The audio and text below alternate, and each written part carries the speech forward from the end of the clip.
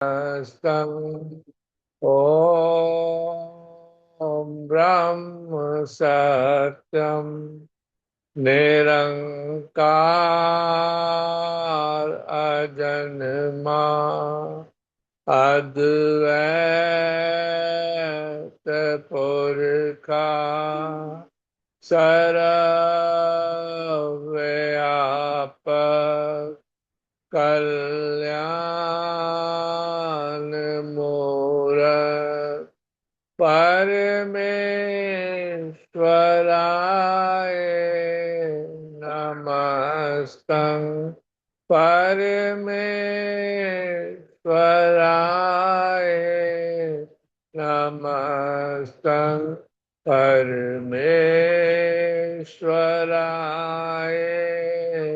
नमस्तं। ओम ब्रह्म सत्यम सर्वधा।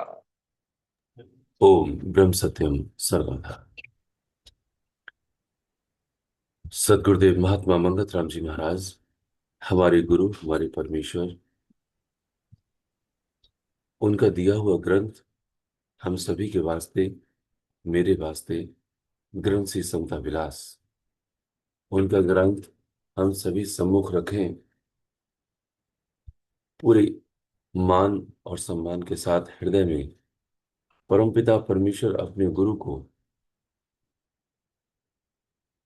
इस प्रकार से आदर भाव से निवेदन करें कि हे प्रभु, हे मेरे परमेश्वर, आपके कृपा के बिना, आपकी दी हुई बिना बुद्धि के, आप बुद्धि ऐसी दे दो हमें, आपके बिना कृपालता के हम आपके द्वारा दिए हुए ग्रंथ को समझ नहीं सकते।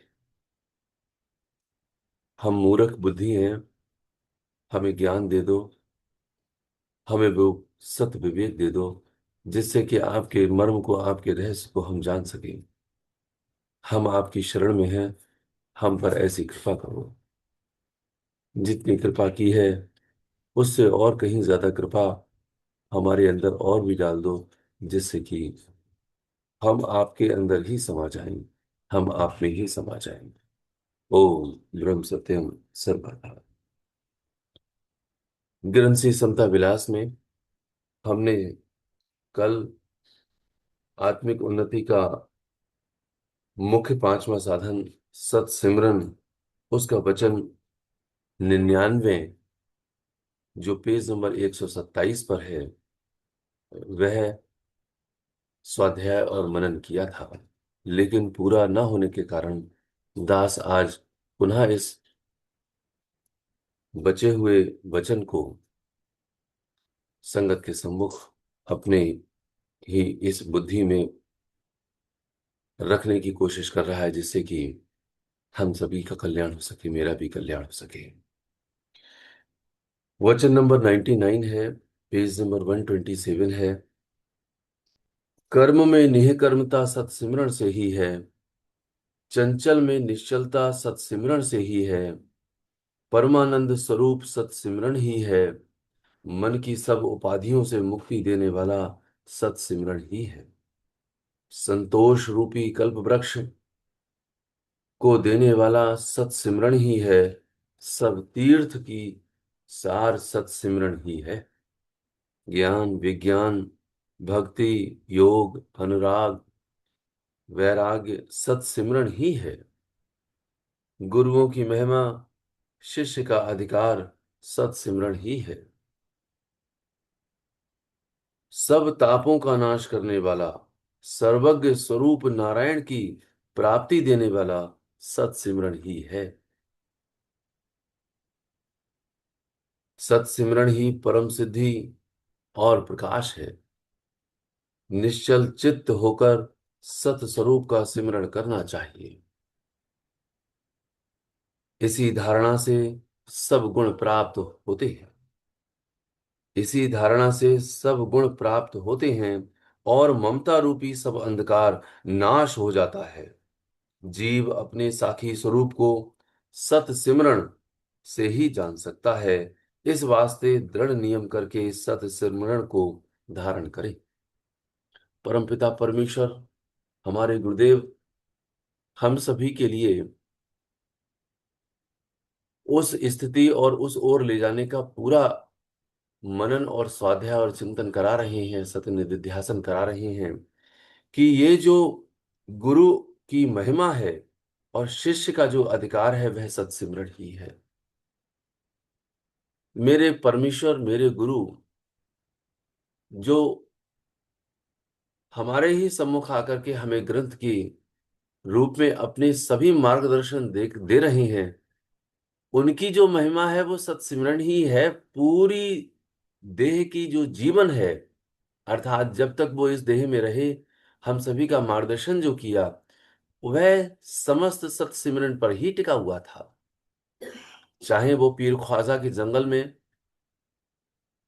सत्सिमरण कर रहे हैं, या फिर शमशान में कर रहे हैं, थट्टा में कर रहे हैं, जगाधरी में कर रहे हैं, ताजेवाला में कर रहे हैं, हर जगह पर जो सत्सिमरण की एक मिसाल और जो जीवन ज्वलंत हम सभी को परिलक्षित किया है वह है सत्सिमरण।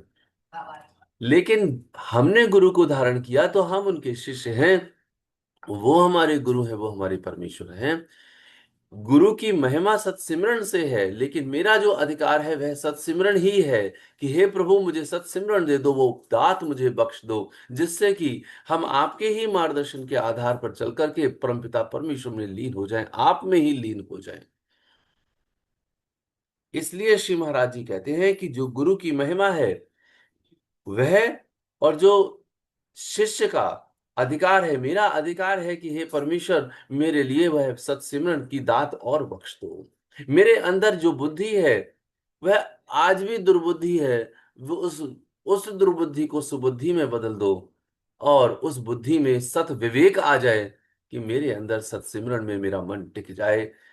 ये संसार असार है, दुख रूप है। ये संसार वह दलदल है जहां पर मैं एक कदम रखता हूं और मैं फंस जाता हूं। मैं ना जाने किस किस रूप में फंस रहा हूं, हे परमेश्वर मुझे ऐसी तात बख्श दो। आप मेरे गुरु हैं, मैं आपका शिष्य हूं। ये शिष्य का अधिकार है कि आप मुझे सत्सिमरण में लगा दो। श्री महाराज जी कहते हैं कि सत्सिमरण ही, ये जो सत्सिमरण है यह ही सब तापों का नाश करने वाला है। मेरे अंदर ताप है, तप रहा हूं मैं, लेकिन कौन से ताप? शास्त्र त्रिविध ताप के बारे में वर्णन करती है। त्रिविध ताप का मतलब तीन ताप होते हैं, जिसमें एक दैहिक ताप है, एक दैविक ताप है, और एक भौतिक। दैहिक का मतलब होता है कि देह देह में जितने भी रोग हैं, चाहे वो बीपी का है, शुगर का है, ये जितने भी हृदय के रोग हैं, और भी बहुत सारे रोग लग जाते हैं, समझ नहीं आता। शरीर मेरा है, आंतड़ियां मेरी हैं, ये खून, ये मज्जा, मैं अपना समझ तो लेता हूं, लेकिन मुझे इसके बारे में एबीसीडी भी नहीं पता है। और तो और उन रोग, जो मुझे रोग हो जाते हैं, उन रोगों के बारे में भी मुझे नहीं पता कि ये कैसे ठीक होंगे। तो उन रोगों से मैं तप रहा हूं। वो कह रहे हैं दैविक हैं, अर्थात बाढ़ आ जाती है, भूकंप आ जाता है, ये बाहर के मेरे ताप तप रहे हैं, पता नहीं क्या हो जाए, कभी जमीन धंस जाती है। और तीसरा ताप है भौतिक ताप। भौतिक कहते हैं जो समाज से दुख मिलता है, मेरे अपने मित्र बनकर के ही सांप बनकर के डस लेते हैं, और जो प्रत्यक्ष रूप से सांप होता है, बिच्छू होता है, वो भी डस लेते हैं।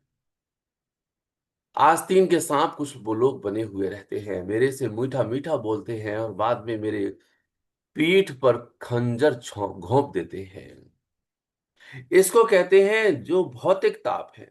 दैहिक जो मेरे शरीर के अंदर के हैं, और दैविक जो ऊपरी प्रकृति से मुझे मिल रहे हैं, और भौतिक जो मेरे ही अपने जन है, स्वजन है, उनसे दुख मिल रहा है मेरे लिए, और जो अन्य जीव जंतु हैं, चाहे सांप है चाहे बिच्छू है, उनसे भी मुझे दुख मिल रहा है। पता नहीं कब कौन मेरा नुकसान कर जाए, मेरे लिए काट जाए। श्री महाराज जी कहते हैं कि सब तापों का नाश करने वाला है तू।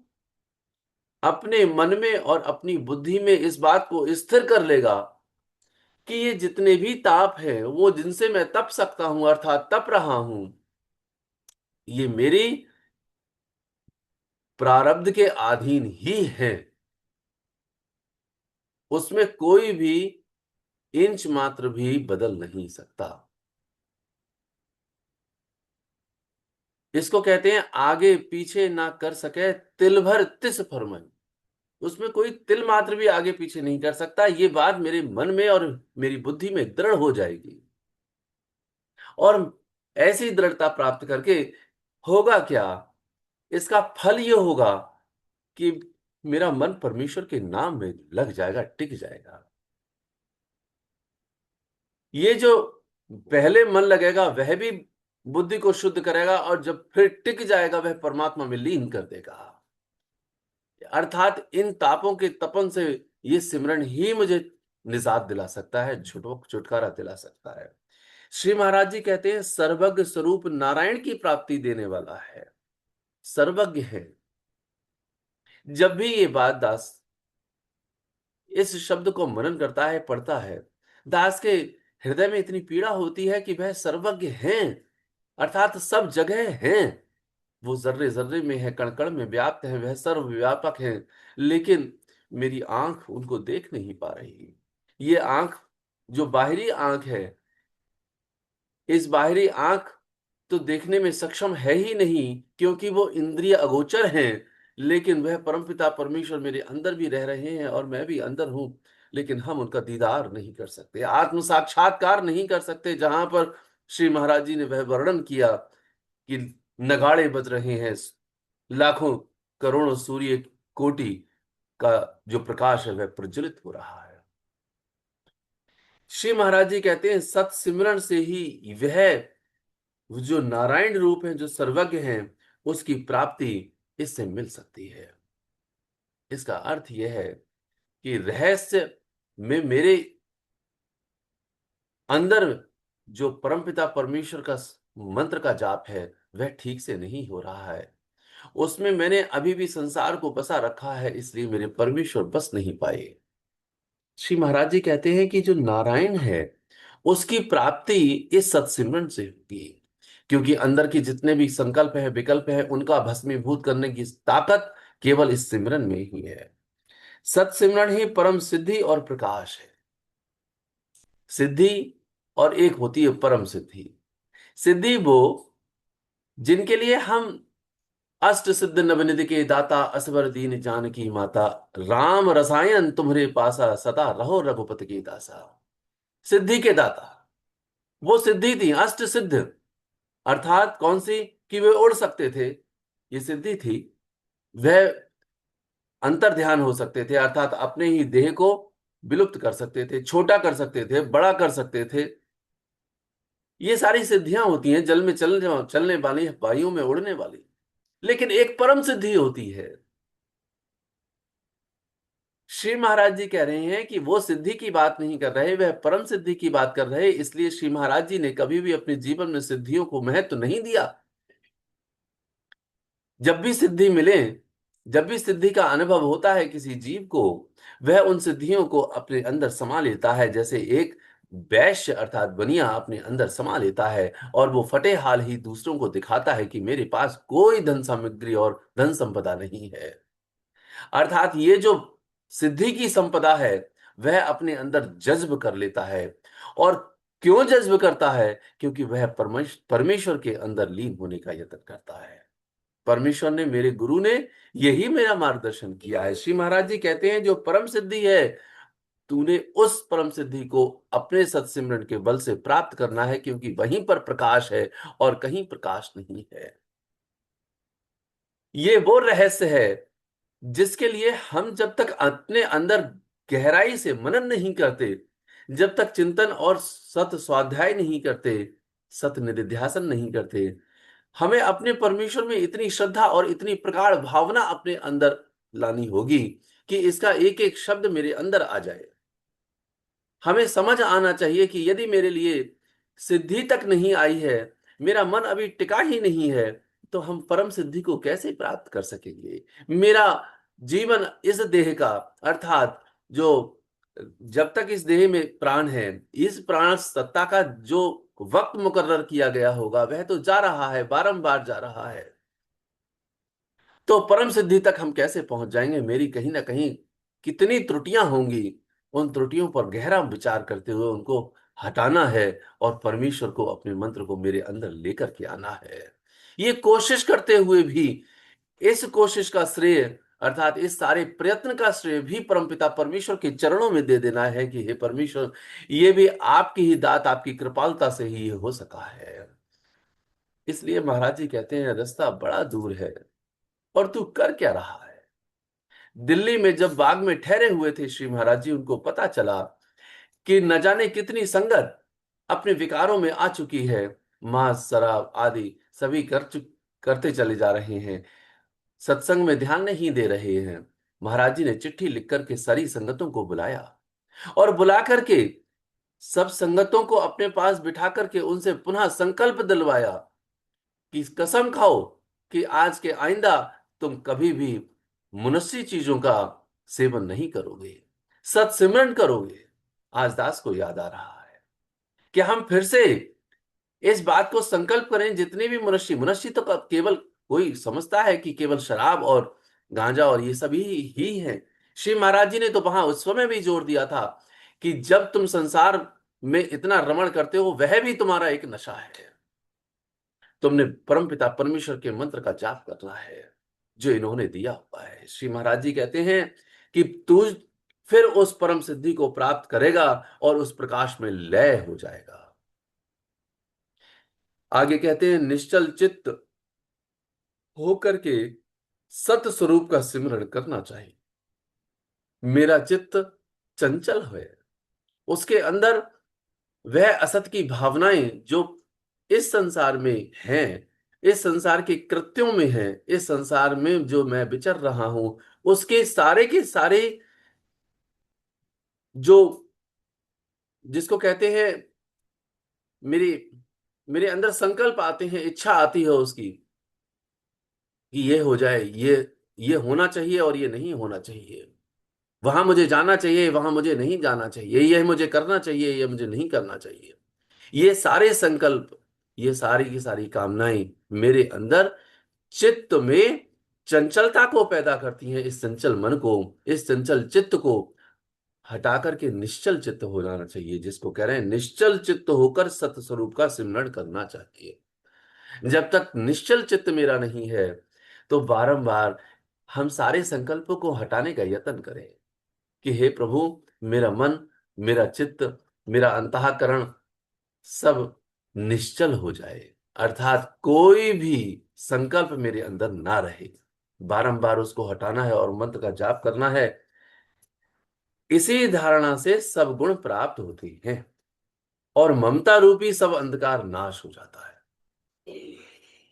मेरे अंदर ममता का अंधकार है, मैंने इस देह को अपना समझा है, ये सबसे बड़ी ममता है। जैसे ही मैंने अपनी देह को अपनी अपना स्वरूप समझा, तो मेरे देह से संबंधित जितने भी नाते रिश्ते हैं वे मेरे अपने हो गए। जबकि ना मेरी देह अपनी है, तो जब देह ही नहीं है, तो मेरे उस देह से संबंधित जितने भी नाते हैं, चाहे वो मेरे कुटुंब के हों, चाहे वो मेरे नाते रिश्तेदार हों, और चाहे वह यहां तक कि सत्संगत की भी क्यों ना हो, उससे मेरा इतना ही नाता है कि हम उनको देख करके अपने अंदर यह दृढ़ निश्चय कर लें कि यह संसार परम दुख रूप है। तो ये जो ममता का नाश होगा, वह ममता का नाश निश्चित रूप से इसी धारणा से हो जाएगा कि हम सत्सिमरण को अपने अंदर बिठा लें और मन को टिका दें और सारे गुण प्रकट हो जाएंगे। वो सब गुण कौन से होते हैं? निष्कामता, निश्चलता, परोपकार, ये जो पांच महागुण दिए हुए हैं, ये पांचों महागुण यहां आ जाएंगे, वो सारे गुण आ जाएंगे मेरे अंदर। अर्थात परम गुण जब आ जाते हैं, तो वह जो ममता का अंधकार है वह पूरी तरह से नाश हो जाता है। और आगे कहते हैं कि जीव अपने साखी स्वरूप को सत्सिमरण से ही जान सकता है। मेरा साखी स्वरूप कौन है? मेरा मेरा परमेश्वर है। इसको एक उदाहरण से समझें कि साखी का मतलब आखिर हम क्यों नहीं समझ पाते। साखी कहते हैं साक्षी भाव। हम अगर ऐसा विचार करें कि मेरे मन के अंदर इस समय जो भावना चल रही है, कई प्रेमी मेरे पास किसको कहते हैं, जैसे हम जब ग्रंथ को पढ़ रहे हैं, इस समय सत स्वाध्याय कर रहे हैं, तो मेरे परमेश्वर मुझे समझाने का यत्न कर रहे हैं अंदर बैठ करके। लेकिन इसकी जो अनुभवता है वह पूर्ण श्रद्धा और विश्वास से ही आ सकती है। हमारा मन, मान लीजिए किसी मिष्ठान को खाने का कर रहा है, तो ये कैसे पता चला और किसको पता चला? मुझे पता चला और मेरे मन में संकल्प आ गया। मैं अपने मन को देख रहा हूं। इससे भी बाहरी रूप देखें कि अगर हम आंख खोल करके किसी को देख रहे हैं, तो हम अलग हैं और वह अलग है। उसका नाम कुछ भी है, वह मेरे सामने है और मैं उसके सामने हूं। यदि उसने कोई भी कृत्य किया तो यह हमें पता चलता है कि उसने यह गलती की है और यह गलती नहीं की है, यह कार्य किया है, यह कार्य नहीं किया है। अर्थात मैं उसका साक्षी हूं, जो गवाह रूप में होता है कि हर पल मैं उसका साक्षी हूं कि मेरे सामने है वो। अच्छा, ठीक उसी प्रकार से अंदर आने का यत्न करें कि मेरे मन में कौन सा संकल्प उठ रहा है, वह संकल्प का साक्षी मैं खुद हूं, अर्थात जीव हूं। मैं जीव हूं, तो मैं उसका साक्षी हूं कि मेरे मन में यह संकल्प उठ रहा है।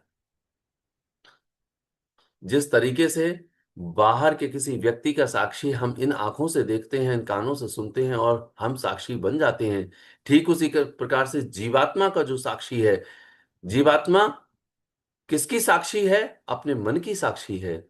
ठीक उसी प्रकार से जीवात्मा का जो साक्षी है वह मेरा अंतर आत्मा ही है। और वह आत्मा परमात्मा का परमात्मा का ही रूप है। अहम आत्मा गुडाकेश। हे अर्जुन, मैं आत्मा ही हूं। इसका अर्थ यह हुआ कि हर पल परमेश्वर मुझे देख रहा है, वह साक्षी स्वरूप है। मैं मन का साक्षी हूं, लेकिन परमात्मा मेरा साक्षी। उस साक्षी स्वरूप को किस प्रकार से हम अवलोकित कर सकते हैं कि हाँ, वो मुझे हर पल देख रहा है? श्री महाराज जी कहते हैं, जीव अपने साखी स्वरूप को सत्सिमरन से ही जान सकता है।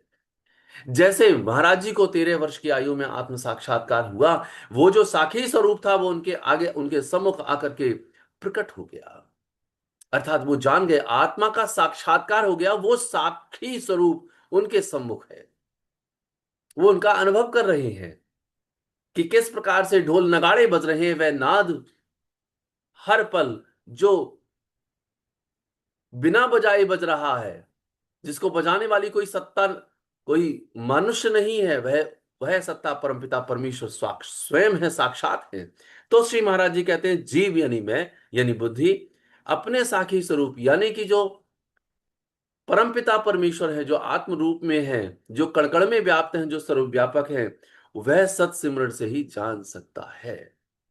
यहां पे ही का भी प्रयोग किया गया है और जानने की बात कही गई है और सत्सिमरण की बात कही गई है कि यदि परमपिता परमेश्वर को आत्म साक्षात स्वरूप में हम सभी को परिलक्षित रूप में देखना है, तो सत्सिमरण ही एक विकल्प है। बाकी सब मुआवन है, अर्थात शाखाएं हैं, जिससे कि मेरा सत्सिमरण सफल हो जावे।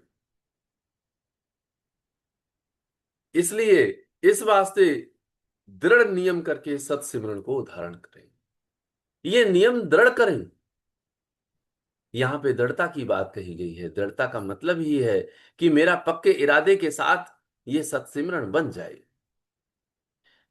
पांचवा नियम सत्सिमरण का है और इस नियम में जब तक हम अपनी दृढ़ता नहीं लेकर के आएंगे, तब तक हमारे अंदर कभी भी वह लौ जो हर समय प्रत्यक्ष रूप से चल रही है, उसको हम कैसे प्राप्त कर सकते हैं? ये विचार तो करके देखें। हमारे परमेश्वर ने हमारे लिए यह ग्रंथ इसलिए दिया जिससे कि हमारी जो दृढ़ता है वह हो जावे और हर हालत में हमारे अंदर इसकी दृढ़ता हो जाए कि परमपिता परमेश्वर ही मेरे साखी स्वरूप में, अर्थात मेरे सम्मुख इस सिमरन की दृढ़ता से आ जाएंगे। इसलिए कहते हैं कि सिमरन पूरा ज्ञान है। ये लाइन इसलिए कही गई कि अगर मेरे अंदर पूरा ज्ञान आ जाता है, ये ज्ञान का एक एक शब्द मेरे अंदर आ गया है, तो इसका मतलब है कि ज्ञान की सीमा मेरे अंदर हो गई है और मैंने सत्सिमरन को अपने आत्मसात कर दिया है।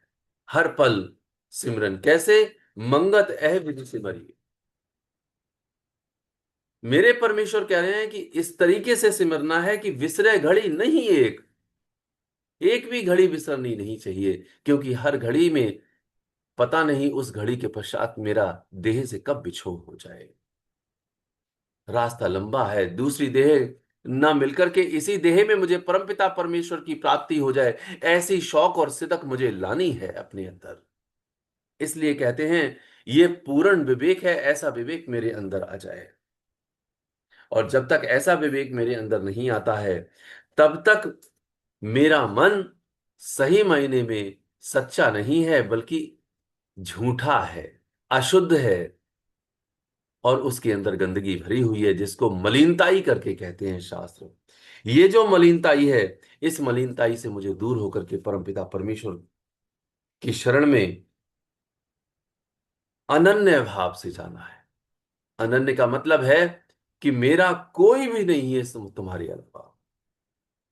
और ऐसे अनन्य भाव से, जैसे भौरा भुन भुन करता हुआ, हम भले ही चाहे कैसे भी हमारा मन या हमारी बुद्धि में जितनी अशुद्धता है वह कैसा भी कुछ भी करें, लेकिन बुद्धि की एक बारीक परत, एक ऐसी चीज, ऐसी बिंदु जिसमें विवेक आकर के परमपिता परमेश्वर में लौ मेरी लग जाए, ऐसा भौरा बन करके अपने परमेश्वर के मंत्र पर टिक जाएं, जिससे कि कितना भी भुन भुन बाहर करता रहे, लेकिन अंदर परमेश्वर का नाम चलता रहे। और कैसे भी चले, कुछ भी चले, कैसे भी। इसलिए परमपिता परमेश्वर हम सभी पर कृपालता बरसे और हमारे अंदर यह भाव दृढ़ हो जाए कि हमारे लिए प्रार्थना के अतिरिक्त आपसे और कुछ नहीं है। हम अपनी पूरी कोशिश करें और बारंबार प्रार्थना करें, जिससे कि हमारा जो, जिसको कहते हैं ना अर्जी, वो अर्जी आपके चरणों में लग जाए, ताकि हमारा जीवन सफल हो जाए और हम इस संसार में रह करके, संसार से निरासक्त भाव हो करके हम आपकी शरण में पहुंच जाएं। यही हम हमारी आपसे विनम्र प्रार्थना है और आपसे आदर भाव से निवेदन है। ओम ब्रह्म सत्यम सर्वदा।